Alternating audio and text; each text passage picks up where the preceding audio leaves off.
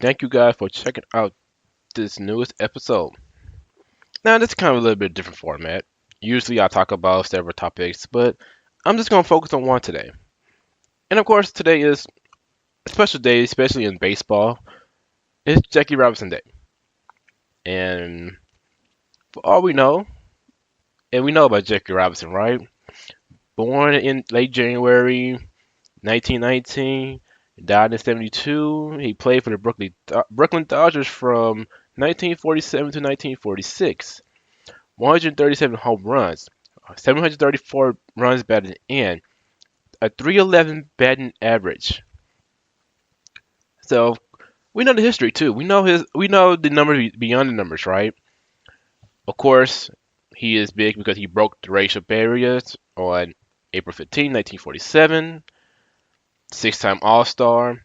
He won a World Series in 1955. He was the NL MVP in 1949. He actually won the Rookie of the Year in 1947. Actually, the Rookie of the Year award is named after him now. Two-time National League stolen base leader, Hall of Fame class of 1962. He is part of the MLB All-Century team. And of course, his number is retired throughout the entire Major League Baseball. And he is the first time. That's the first time that any player of any sport in regards to basketball, football, soccer, baseball, has a number retired throughout the entirety of the league. Of course, you had a few number 42s already in place before they retired this number, so once they retired, then yeah, number 42 would never be worn again by any baseball player.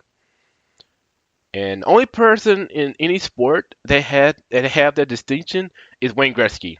That's the only person that's like have all numbers retired by the league, by a league, I should say. So how did the Jackie Robinson Day thing started? Well, it started 14 years ago, in 2004. King Griffin Jr. wanted to wear number 42 in honor of Jackie Robinson. Of course, by then, it's been 10 years since they retired the number officially. So he had to get the permission from Rachel Robinson. And after getting the permission from Rachel Robinson, Jackie Robinson's wife, Bud Selig, the commissioner at the time, he invited all teams to wear the numbers. By the time 2009 showed up, everybody that's on the field at any point during the baseball game or could be on the field wears number 42 on Jackie Robinson Day. They just wear the plain number 42, no name, just number 42. Also, just a few years ago, UCLA retired his number across all the sports. The last person to wear that number was Kevin Love, but he got permission from a guy that had 42 before Kevin Love that would reach him to retire. So remember, Kevin Love's been in the league. Well, I think he was just in the NBA or in the college when they retired the number. So all that's well and good. Here's some crazy things to consider about this. Of course, everybody's seen the movie 42 that had Chadwick Boseman in it. And of course, movies don't always, I mean, they tell some of the truth, but a lot of it is embellished. Hollywood, how they do that. And one thing that, I mean, a few things that are true is Branch Rickey did sign Jackie Robinson with the promise that Jackie Robinson wouldn't respond to all the racial bullshit that comes his way. Because, let's be honest, we knew, even if Jackie Robinson and him breaking the barrier was the thing in 2018, we knew what would come. We knew that racial shit was gonna come his way, and of course, it did. Um, Wendell Smith, he is a writer for the Pittsburgh Courier. He played a key role. Of course, he's not going to get the full credit for influencing the Dodgers to sign Robinson, but it's important to mention his name there too. And it's crazy, you hear about Jackie Robinson, you hear about the great thing he's done for, you know, society and everything else, and how he broke the racial barrier, but it's crazy to even think that he wasn't even the best player in the Negro Leagues. You have dudes like Satchel Paige and Josh Gibson that was better than Robinson. The only thing, and unfortunately for Josh Gibson, he passed at 37. and he never got a shot in the league. And that because back then they had a quote unquote gentleman's agreement that you not going to accept any black player in the Major League Baseball, which you know that it's not shocking at this point, right? I think that people are nuanced enough to know that, and back in the day, that what happens. It happened. Also, one thing too, we have to not lose sight of: Jackie Robinson was not the only person in baseball his first year. The only black person, I should say. Larry Doby also got into the league the same year Robinson did, and just like Robinson, Larry Doby was subjected to the same racial bullshit that Robinson had to deal with. And we talk about, you know, Jackie Robinson and the shit that he had to deal with. As in, obviously, it's not as if Jackie Robinson got on the Dodgers and all of a sudden, hell, it's not like he got on a minor league team. All of a sudden, everybody would just welcome arms. He couldn't stay with the team. He couldn't stay at the hotel because the hotel was still with Lane Blacks in. He had to go to some politician's house.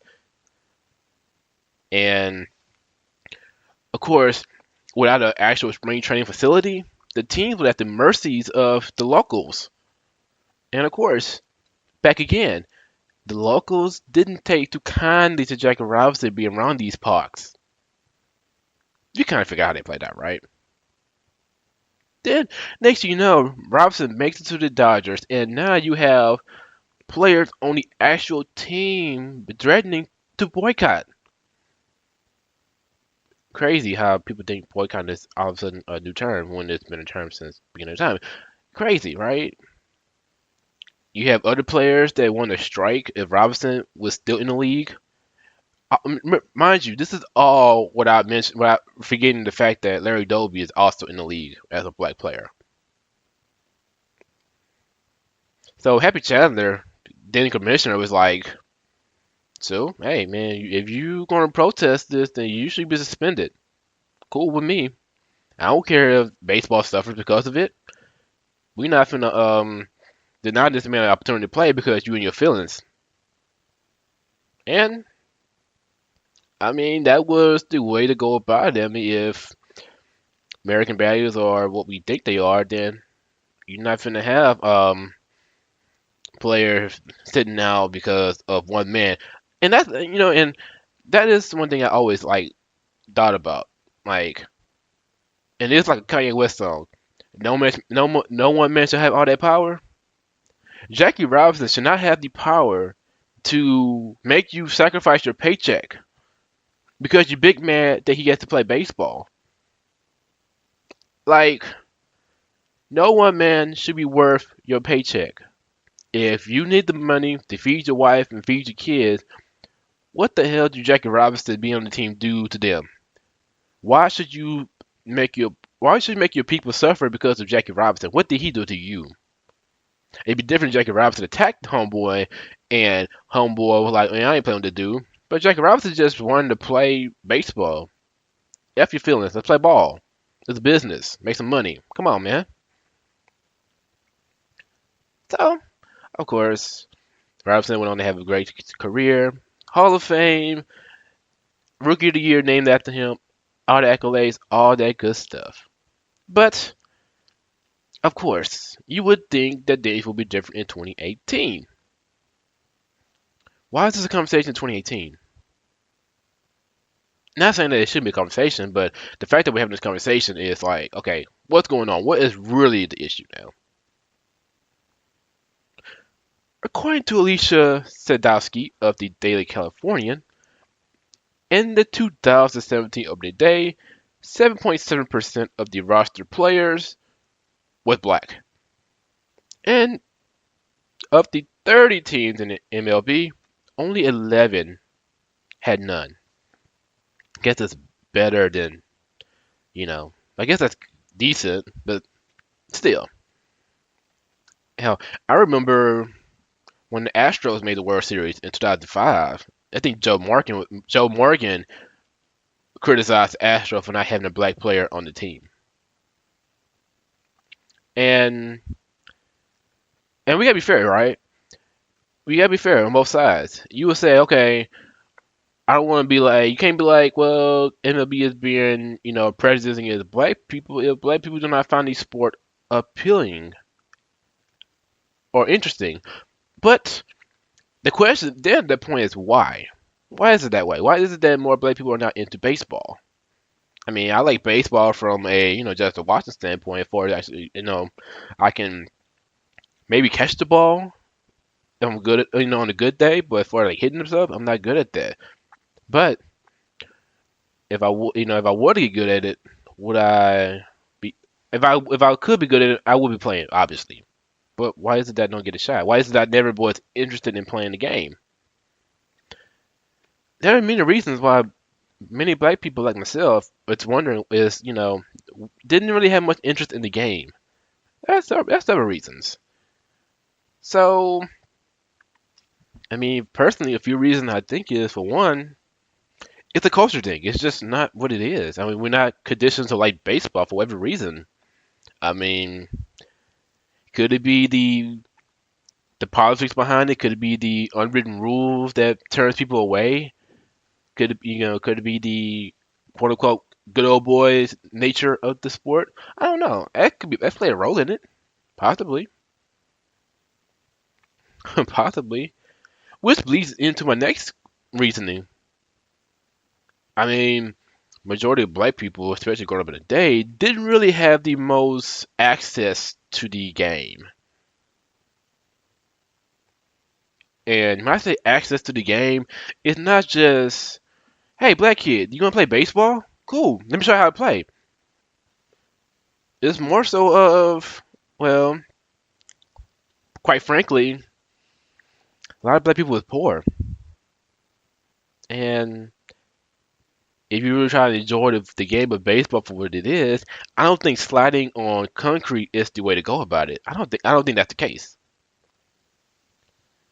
And it costs money to even buy a damn jersey, much less buy, get in a situation where you can field a team or you can buy the jersey, buy the accessories, buy what you need to even be somewhat of a player that is thinking about playing professionally. Like it costs money. It costs money for the little league. It costs money for high school. It costs money for college. It costs money. Well, maybe not when you get to the pros because you get to the pros, they take care of that for you. But you get my point. It's money behind it. It's the politics behind it. It's access behind it. You know, yeah. If I had, you can, and honestly, basketball, and the reason why basketball is so touted by players, black players, basically because it's cheap. It's cheaper you know, to really enjoy a game of basketball versus baseball and football at that, and hockey. You can put hockey in that conversation too. So it's not always just the Astros don't want to sign a black player because they are racist. It's not that. Obviously, it's not that. But you get my point, right? You get my point. So, and honestly, I don't even know how much time MLB has put into making curving that situation. And I guess the better question is, are they obligated to? Because if people, and I guess that's a good question, or if they're obligated to, because people don't really, I guess demand it as much for the black community. But again, it's a weird circle of of why the turnout of black people and when I say black people, I mean more like African Americans in the USA. I mean more of that when I say black people. So why is it that the numbers are so low in regards to that? So I don't know. I don't know if and I guess to really cap it off is what is Jackie Robinson's legacy? Did he, just want to play baseball at the highest level he can? Did he Did it for the purpose of saying, "Hey, black people, follow my way. I should be your way in." I mean, we talk about the legacy of Jackie Robinson, but what is his legacy? What is it? I mean, how would Jackie Robinson feel about the turnout today? If Jackie Robinson was alive and learned that only less than 10% of the baseball roster on opening day in 2017 was black, how would he feel? Would he be happy about progress? Would he feel like progress has been made? I mean, then again, we're talking about 70 years ago when Jackie Robinson first played a baseball game for the Dodgers. So, what is Lex? What is the true goal? Was that a purpose? Is he just want did he want to want to play or did he wants to do more than that? And obviously, I don't have all the answers for that. Clearly, I don't. But I would say this. I guess at the very least, the MLB do recognize that Jackie Robinson was a thing, and they don't try to bury it, and they go to the point of not only retiring his number throughout the league, but on April 15th every year since 2004, allow players to wear number 42 on their jerseys. And you know what? Honestly, regardless of if black people ever get into baseball like they do basketball, at very least that aspect of it is fucking awesome to me. It is awesome. And to think that only two people in the world have such an honor, they have so much influence to the point to where their number can never be touched by anybody ever again. That is awesome. I will say that much. So maybe. But you know what? Maybe that's a question for the NFL in basketball. Who will be the first? Who will be the one guy that has his number retired throughout the entire league? And maybe if LeBron James never wore number 23, maybe Michael Jordan be that guy that have his number retired throughout the league. I guess football is more of a harder subject to answer because of the many players on the field at one time, maybe. But you know, hey, who knows? Who knows? Well, I thank you guys for checking out this special episode, and I will talk to you guys later.